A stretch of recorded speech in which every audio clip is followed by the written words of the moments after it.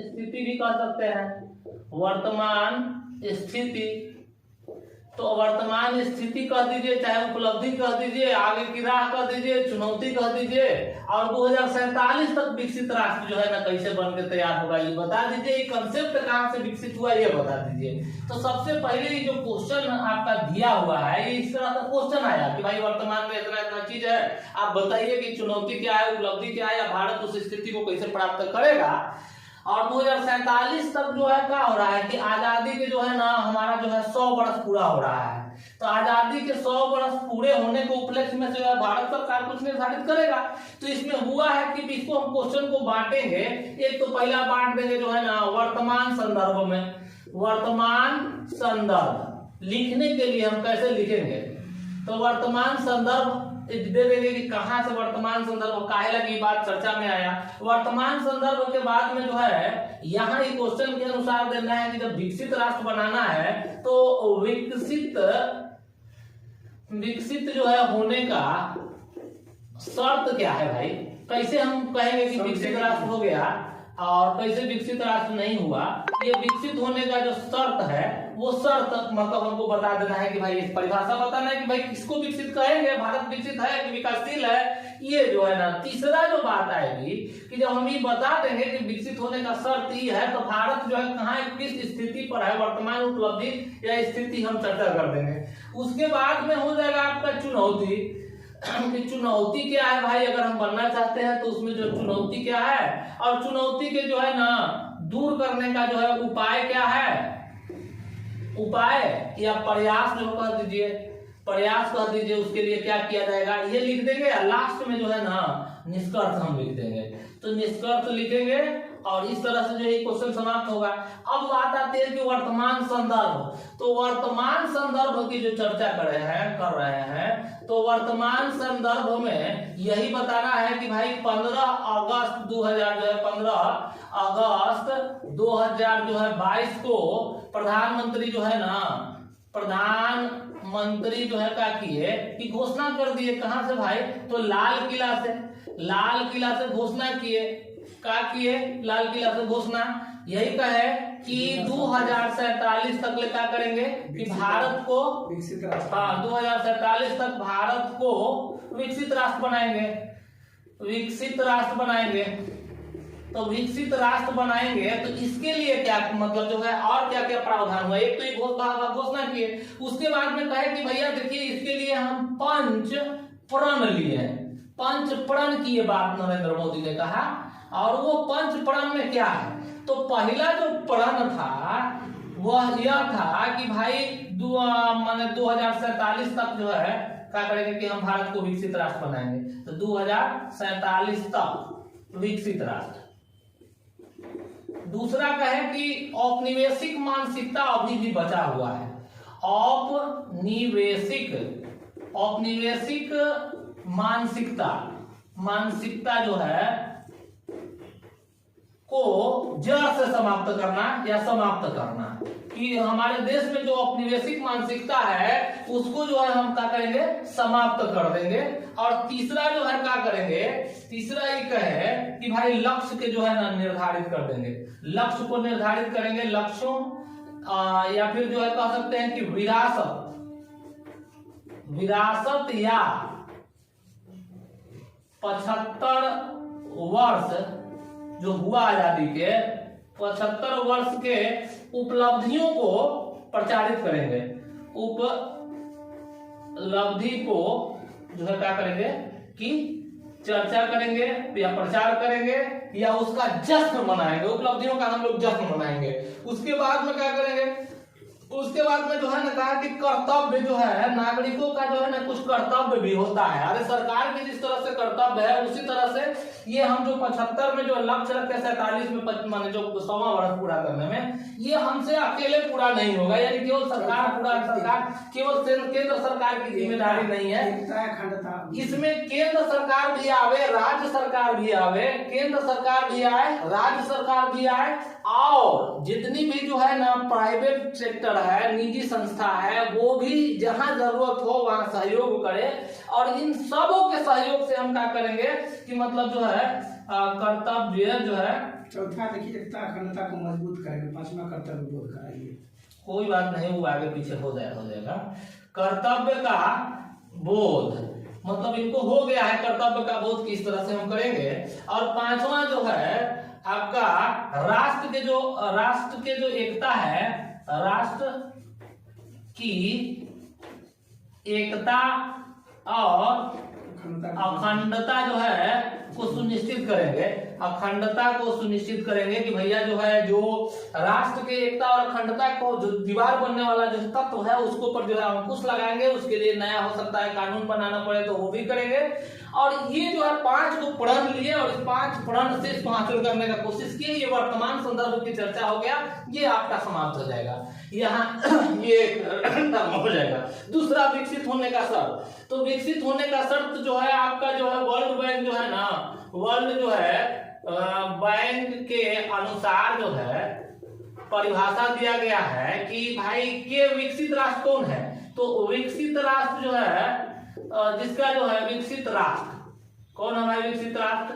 तो विकसित राष्ट्र वो है जिसकी उच्च जो है राष्ट्रीय आय जिसका उच्च हो, जिस देश का राष्ट्रीय आय उच्च हो, जहाँ के जीवन स्तर अच्छा हो, जहाँ के जो है शिक्षा की स्थिति अच्छा हो, जहाँ के जीवन प्रत्याशा अच्छा हो। यानी कि जो बहुआयामी गरीबी सूचकांक है, बहुआयामी गरीबी सूचकांक को भी आप दे सकते हैं कि बहुआयामी गरीबी सूचकांक 2022 जो जारी करता है यूएनडीपी, उसके माध्यम से जो है ना गरीब किसको कहा जाता है और अमीर किसको कहा जाता है, विकसित राष्ट्र किसको कहा जाता है। यानी कि जो मुख्य रूप से गरीब नहीं है वो अमीर है।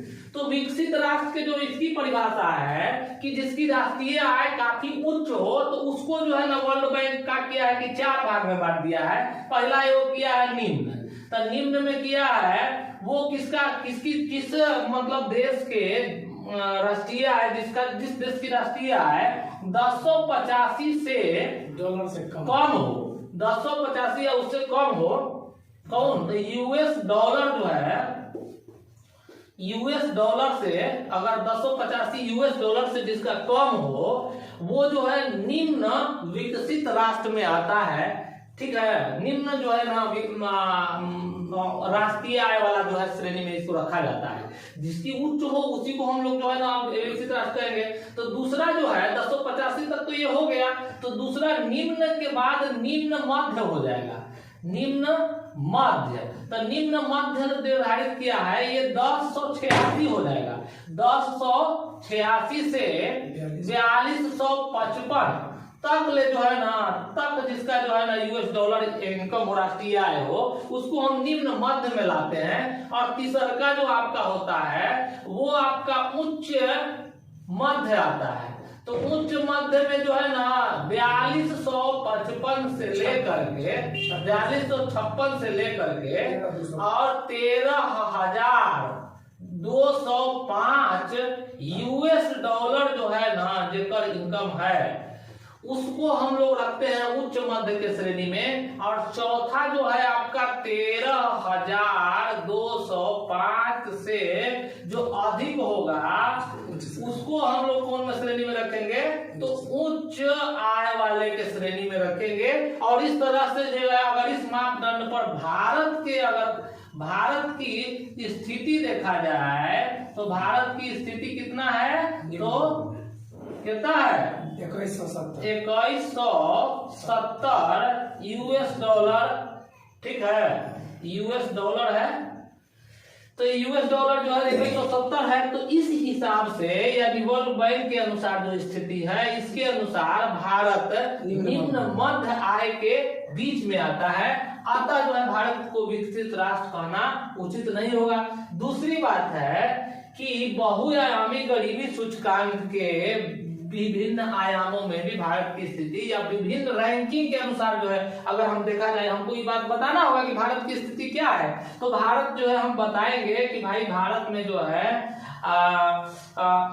जो विभिन्न सूचकांक है उसके अनुसार भारत की स्थिति, जैसे भारत की जीडीपी से अमेरिका के जीडीपी या विकसित राष्ट्र के जीडीपी का तुलना करेंगे, जैसे भारत का जो है राष्ट्रीय आय है उससे चीन का जो है ना 3 से 4 गुना है, अमेरिका के जो है 15 गुना है। तो इस हिसाब से भी हम 2-3 गो आंकड़ा दे देंगे कि हम बताएंगे कि भाई जो है भारत अभी विकासशील देश है, क्योंकि भारत विकासशील देश होने के लिए अब ये कहेगा कि भाई भारत में जो है ना क्या क्या मतलब खामी है जेकरा वजह से जो है ना भारत विकासशील देश है।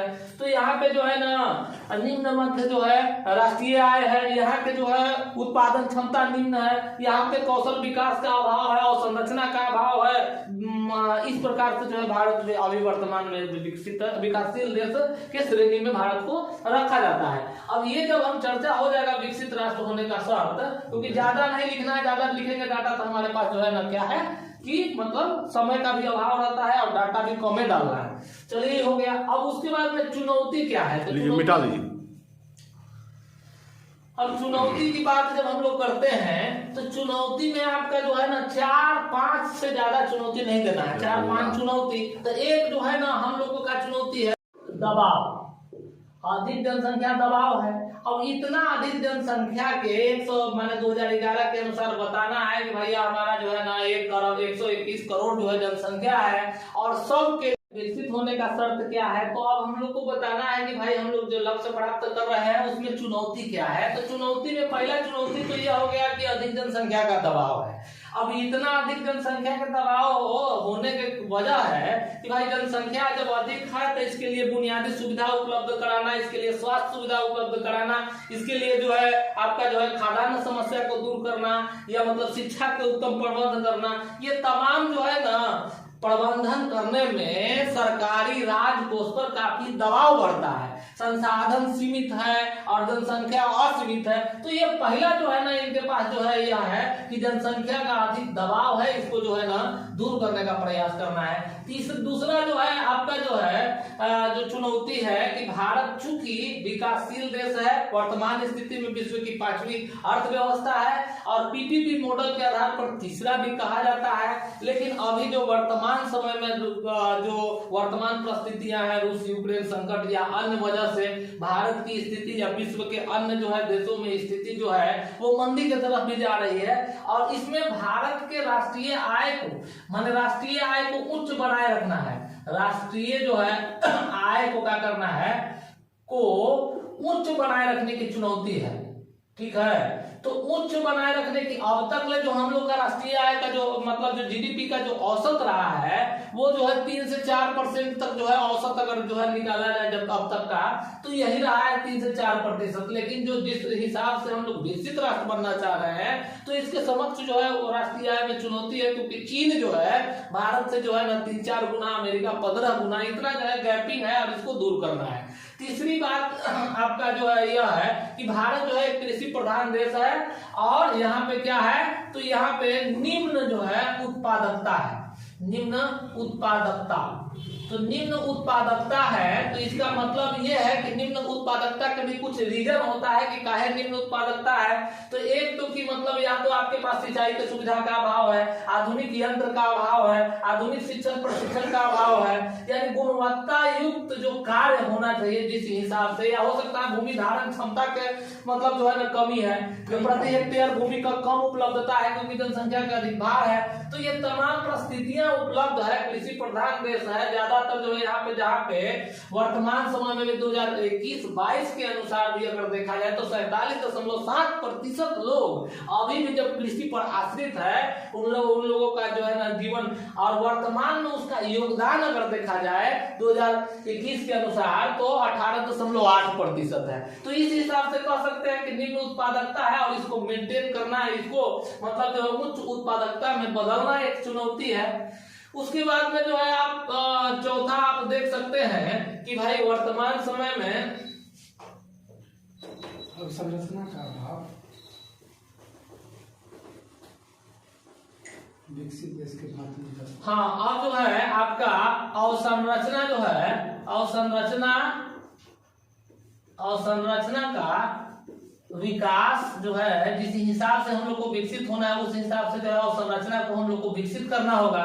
और इसके लिए जो है सरकार के पास चूंकि इतना संसाधन उपलब्ध है नहीं, तो पीपीपी मॉडल के भागीदारी निजी और सरकारी या एफडीआई के माध्यम से अवसंरचना विकास को जो है ना तेजी से मतलब जो है ना करना, प्राप्त करना उस लक्ष्य को, ये भारत सरकार को जो है अभी वर्तमान समय में चुनौती है। और चुनौती के बाद में उपाय या प्रयास, तो सरकार जो है इसके लिए क्या क्या प्रयास कर रही है या उपाय कर रही है वो जो है हम लोगों को दिखाना पड़ेगा, क्योंकि हमको यह बताना है कि हम विकसित राष्ट्र बनने जा रहे हैं। तो विकसित राष्ट्र बनने के लिए जो शर्त है कि भाई जिसका जो है ना जीवन प्रत्याशा जो है जहाँ के अच्छा होना चाहिए, जहाँ पे मतलब जो है ना शिक्षा की स्थिति बेहतर होना चाहिए, जहाँ के कौशल विकास अच्छा, लोगों को जो है अंदर कौशल विकास होना चाहिए, उसके बाद में जो है अवसंरचना के बेहतर विकास हो, स्वास्थ्य की सुविधा।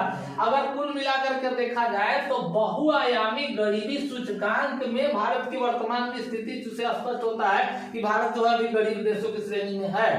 तो अगर बहुआयामी गरीबी सूचकांक में जो है 3 आयाम मुख्य रूप से होते हैं, जो 3 आयाम में अगर 33.3% जो है जिसका औसत अंक आता है उसे जो है गरीब माना जाता है, या उसको जो है गरीब मतलब गरीब की श्रेणी में रखा जाता है। तो उन तमाम पहलुओं पर हमको ध्यान देना है कि भाई जीवन या फिर मतलब मानव विकास सूचकांक के रिपोर्ट के अनुसार भी अगर देखा जाए भारत 131वां पोजीशन पर है 2020 के अनुसार, तो उसको में भी हमको सुधार करना पड़ेगा। तो इसके लिए जो है सरकार जो विभिन्न तरह की योजना चला रहा है, जैसे आत्मनिर्भर भारत अभियान जो है चलाया जा रहा है, प्रधानमंत्री किसान सम्मान निधि योजना चलाया जा रहा है, मनरेगा जो है योजना चलाया जा रहा है, उसके बाद में जन आरोग्य योजना चलाया जा रहा है, और किसान के लिए बहुत सारी योजनाएं हैं जो चला करके और भारत के किसानों की स्थिति बेहतर करने के लिए या फिर जो है ना असंगठित क्षेत्र के लोगों की स्थिति बेहतर करने के लिए, उसके बाद में अवसंरचना विकास के लिए जो है ना प्रधानमंत्री पाइपलाइन योजना जो चलाया जा रहा है, उसके माध्यम से अवसंरचना विकास पर जो है ना सरकार जो है विशेष रूप से ध्यान दे रही है। और भारत सरकार के अलावा जो है ना बिहार सरकार भी इस पथ पर तेजी से आगे बढ़ रही है, और इसके लिए जो है अपने जो है ना सरकार जो है अनेक नीतियां बनाई है, जिसमें कृषि के विभिन्न क्षेत्रों को उद्योग का दर्जा देने के लिए। उसके बाद में 7 निश्चय योजना जो है बिहार सरकार पार्ट 1 पार्ट 2, किसानों की स्थिति या कृषि की स्थिति या पशुपालन या खाद्य प्रसंस्करण या अन्य चीजों को बेहतर करने के लिए कृषि रोड मैप जो है बिहार सरकार द्वारा जो है लाया गया है। इन सभी जो है राज्य सरकार या केंद्र सरकार जो है निजी निवेश को बढ़ाने के लिए भी जो है ना प्रयास कर रही है, और बिहार सरकार स्टार्टअप नीति 2017 लाया है। तो इसके माध्यम से निवेश निजी क्षेत्र में निवेश में भी बढ़ोतरी का प्रयास किया जा रहा है, और इन तमाम प्रयासों से भारत 2043 तक विकसित राष्ट्र बनेगा, या मतलब जो है आशा की जा सकती है। अब ये निष्कर्ष करके हम इसको समाप्त करेंगे। उसके बाद जो है